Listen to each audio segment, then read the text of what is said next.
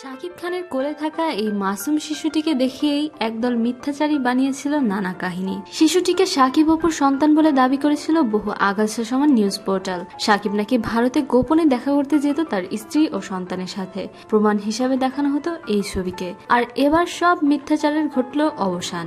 অপু বিশ্বাসের পর এবার শাকিব খানের কোলের শিশুরও আসল পরিচয় মিলল।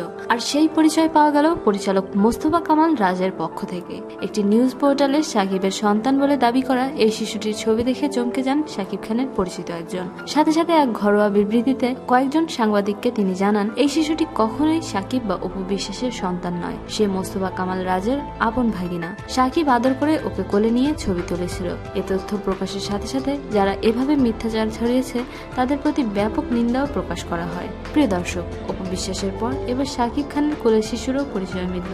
জানা গেল ভুলভাবে ব্যাখ্যা দিয়ে অপু শাকিবের সন্তান বলে চালানো হচ্ছিল এই নিষ্পাপ শিশুদের। এ বিষয় নিয়ে আপনার গঠনমূলক মতামত প্লিজ শেয়ার করুন আমাদের সাথে। শোবিজের আরো নিত্য নতুন খবর জানতে আমাদের সাবস্ক্রাইব করুন, লাইক দিন এবং কমেন্ট করতে ভুলবেন না।